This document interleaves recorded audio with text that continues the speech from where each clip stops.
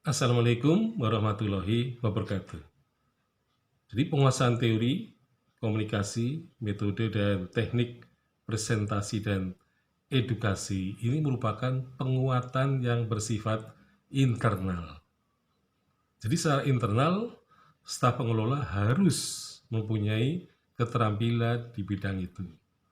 Nah, tetapi secara eksternal, staf pengelola museum juga harus menyiapkan calon-calon publik museum dalam kegiatan survei dan juga riset, terutama untuk menjajaki kebutuhan masyarakat.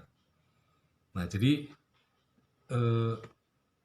staf pengelola museum itu harus mempunyai semacam kepanjangan tangan dari mereka, peran mereka, agar masyarakat juga kemudian mempunyai kesadaran yang tinggi, terutama untuk menyiapkan calon-calon publik. Jadi calon-calon yang bisa diturunkan ke dalam masyarakat untuk mengobservasi, untuk meneliti sebagaimana besar kebutuhan museum di tengah-tengah masyarakat, atau masyarakat mempunyai kebutuhan seberapa tinggi terhadap museum, atau mempunyai harapan yang harus dipenuhi oleh pihak museum, terutama untuk memenuhi kebutuhan-kebutuhan yang tidak bisa lepas dari pembelajaran, riset, dan juga kesenangan atau hiburan untuk mendapatkan kepuasan batin. Nah, jadi pada dasarnya staf pengelola museum juga harus melihat secara dari sudut dirinya sendiri, melakukan semacam otokritik, dan juga mendapatkan kritik dari luar.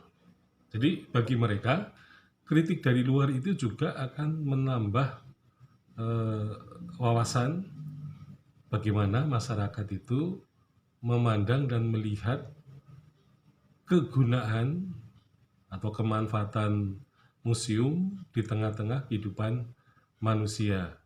Nah, apalagi yang namanya museum itu bukanlah kebutuhan yang bersifat fisik kebanyakan, tetapi merupakan kebutuhan yang bersifat rohaniah.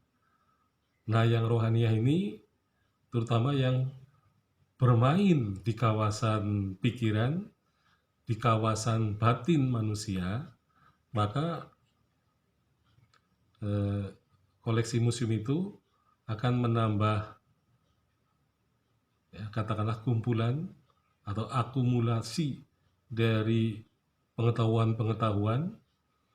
Jadi akumulasi ini terutama akan selalu bertambah sesuai dengan kebutuhan. Nah, sehingga kemudian akumulasi yang berkaitan dengan keilmuan dan juga pengetahuan mengenai peristiwa-peristiwa sejarah yang tidak mereka kuasai, dan juga akumulasi dari berbagai rahasia sejarah yang belum terbuka lebar untuk masyarakat pada umumnya. Jadi kadang-kadang kita melihat bahwa sejarah yang sampai kepada masyarakat itu belum mencapai titik maksimal, terutama dalam hal pembelajaran, karena keterbatasan,